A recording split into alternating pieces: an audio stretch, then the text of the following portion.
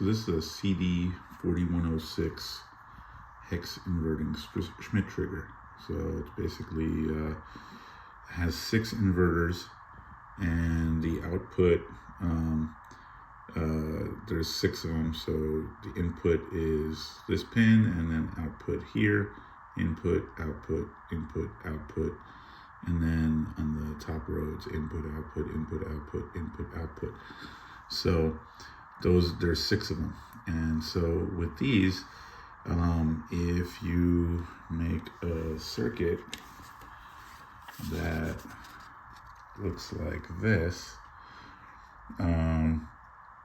where on the input you attach a capacitor to ground and a resistor going between output and input, you create an oscillator. And it's the quick and dirty way to make sounds. So let us see how to get these oscillators to work. So right now I have 4 oscillators. The one on the top left, that's going to be a low frequency oscillator with a large capacitor and a large resistor, 100K resistor. So here I have a 4.7K resistor and a 1 microfarad capacitor. So I have a 560 ohm resistor here and a 1 microfarad capacitor, and this is a 2.2 kilo ohm resistor and a 1 microfarad capacitor. So all of these have oscillate at different frequencies. So if I was going to zoom out and take a look at what they oscillate like, I am going to plug in my oscilloscope probe at varying points here. So I have the outputs going through these different wires, and the capacitors, I have 3 different capacitors just going from each output. So if I was going to test this one out, and let's turn it on here, and you could see it oscillating at 287 hertz. If I move on to the next one is at 660 hertz, and the third one is at a much higher 1.3 kilohertz. And so these are just square wave oscillators. You know, once you get faster, they become less squarish. But if you want to listen to what the sound sounds like at each of these points, I have a little speaker right here connected to this. And so let's hear what each of them sound like. This is the parent oscillators. So let me zoom in a little bit, and you can hear. That's the low one with the biggest resistor.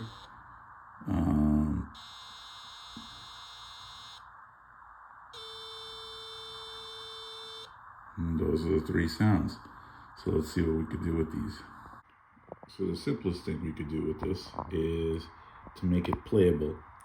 And so I have here attached a button where you just push it and trigger it. It'd be nice if it stayed in the breadboard, but I attached the speaker wire, this yellow wire, out, and this is from the highest pitched one. This oscillator right here. And if I press the button down, you could hear it. And if I could get this thing.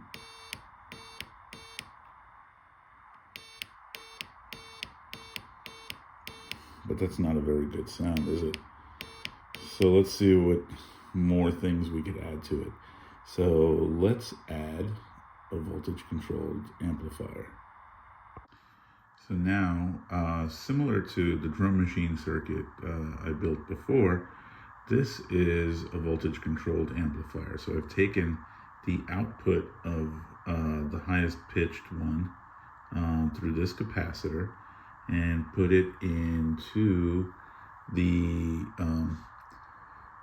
base of this NPN transistor. This is a 2N2222. The base is biased on with a 1 mega ohm resistor.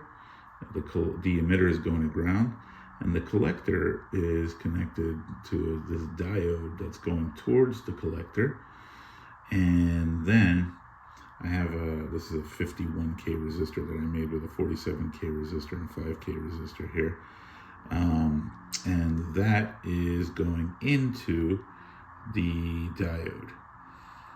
This is basically called a swing type VCA. Now, this is the output through this green wire. Normally it goes through a capacitor, not to an amplifier, but in this case I'm using a little speaker.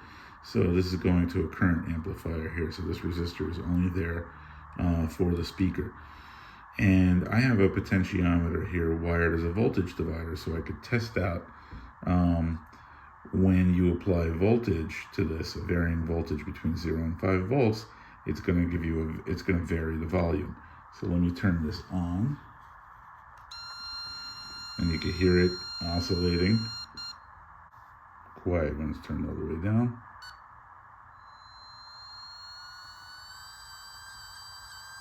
And it's louder.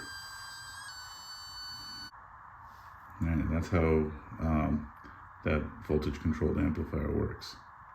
So now I took the potentiometer out, and now if I connect a little wire here to the positive power rail, 5-volt rail, and I touch it to this point, it should turn on the sound. First I have to turn it on first.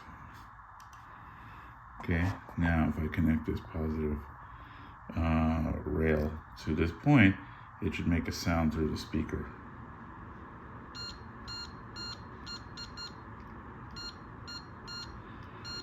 But that's not that exciting. That's similar to what we had before, just with the push button. So now what we could do to this point is apply an envelope where it varies the voltage over time using a capacitor and a resistor. So now what I've added here is this 330 ohm resistor and a 4.7 microfarad capacitor, so to the trigger point where I'm going to apply a 5-volt trigger with this little red wire, and then see what the sound's like now. So the capacitor will instantly be charged when I do this, and then it'll decay through this 330 kilo ohm resistor, but it'll do it fairly slowly because it's a large resistor. So now let's hear what the sound's like.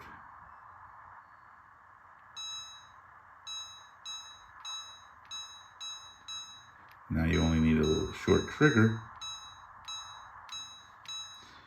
and that is how previously just having a gate there to put the sound on.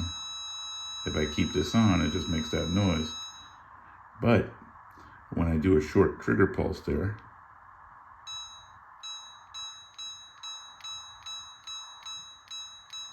almost sounds metallic, like a triangle being played, or a little tiny bell. So now this is how we've made this sound that originally started out like this into an actual voice, or that we could play.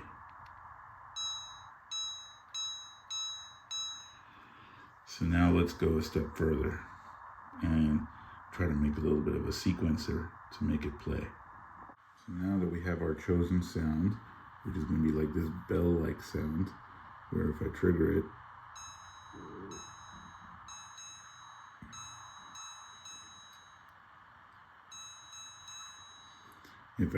for a long time, it just stays on and just has a decay. Now we're going to figure out a way to automate playing this. So now I have here a CD. Let me turn it off for a second so you can see clearly. This is a CD 4017 decade counter, my favorite chip. You guys noticed this in almost all my videos. And this basically counts from 0 to 10. And I have it set up where it's counting from 0 to 3 or 1 to 4 and then it resets, so it just continues counting. So I have it set up with this little yellow wire here and a button to advance the count. And so when I turn it on, you should see the LEDs go on and off sequentially when I press this button.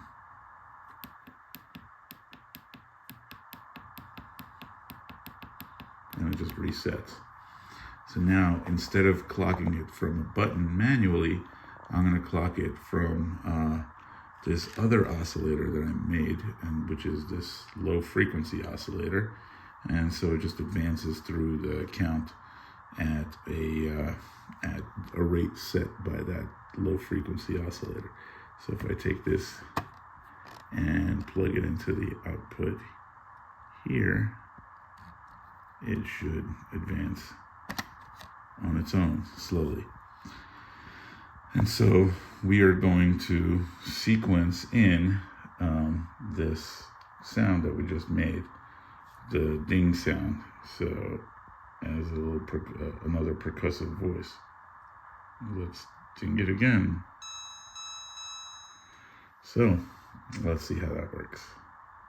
So now I have the LEDs out, and I have two diodes coming out of inputs 0 and 2 going to the same place, and they're going to be triggering our little bell sound or ding sound that we made. And let's see what that sounds like as this cycles between 0 and 4. Let's see.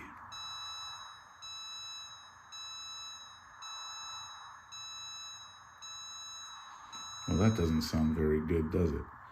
And one of the reasons for that is because these outputs are high for a decent amount of time, according to the advancement of the count. Now, we're going to put, let's say we wanted to play this sound on every beat of the 4, so continuously, kind of like a background sound, like what you would do with a hi-hat.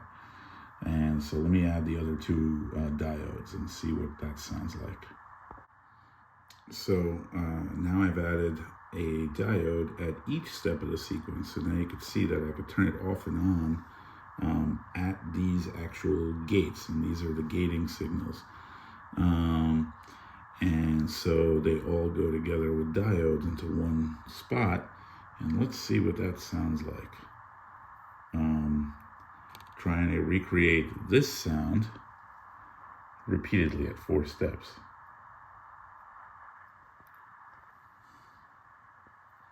Here's the sound. There it is.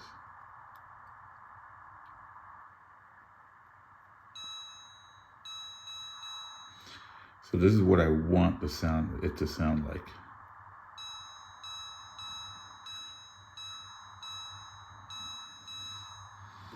Now this is what it's actually going to sound like.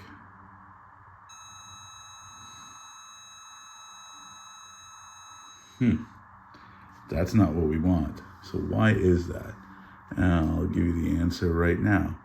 So let's see what all these diodes are doing if I put an LED light there in this spot. This LED light is on, and it does not go off at all, because at each step of this sequence, 0, 1, 0, 1, 2, 3, 0, 1, 2, 3, 0, 1, 2, 3. It's never off. This keeps going through. So how do we turn the steps of the sequence into an actual gating signal that will trigger this according to our desired sound? So let's see what we could do about that. So now, in order to remedy this problem, what I've done is I've connected the outputs of the sequencer to the collector of a transistor. The base of that transistor is now going through this 220 kilo ohm resistor, and it's connected to the original clock or the low frequency oscillator. And what happens is these signals effectively AND with each other, and you get, since the clock actually has a time when it goes low, it will function as a gating signal now. So now, if I was going to take this red wire that's going to the trigger of our little circuit here, let me turn it on, and this is the sound we want. So now we are going to have that as I plug that in there.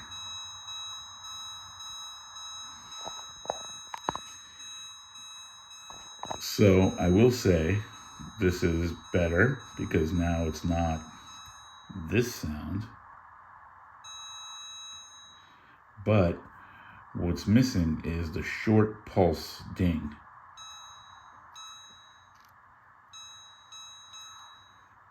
It's got to be shorter than this. This sounds like a smoke detector. So now we have to take this gating signal that we have now made and turn it into a trigger. So let's do that. So now I have this much more complex setup in order to make a gate to trigger converter. So from the output of this transistor, which is the emitter, I have a 68 nanofarad capacitor and a 1 mega ohm resistor to ground, basically set up as a high pass filter. I also have this going to ground 100K resistor, just to ground the circuit and make it a resistance to ground, so the path of least resistance will go through here. Then I have a diode, since that causes a short negative voltage spike, and the diode is going to this white wire, which is going to an op amp back there, set up as a comparator. The output of that comparator is a very short trigger pulse, which measures about 10 milliseconds. Now, this is the sound that we want to recreate. So here's this cable. I have a longer wire now. This is the sound we want to recreate. This is the sound we had before, which is not as good. So now I'm going to put that in to the output of the comparator.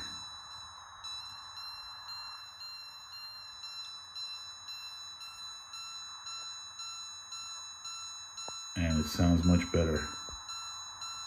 You get that short, snappy,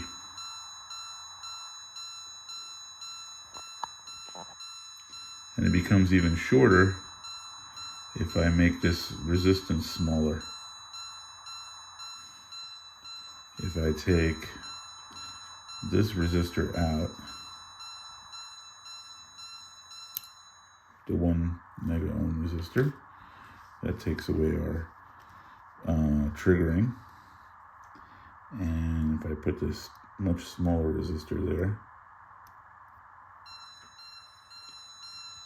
that's a much shorter peak trigger. That's less than, it's about a millisecond.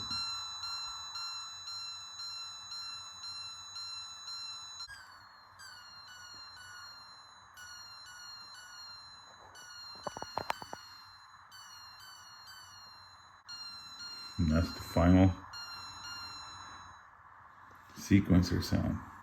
So now I have it going every other. I took 1 and 2 out, so I just have it going on the first, the 0th beat and the 3rd beat, and that is the completed sequencer. So I'm going to use this in my drum machine sequencer. And this video is already too long, so we're going to expand it in the next video in terms of what to do with the piezo triggers and how to turn a general sequencer into something that's programmable and recordable.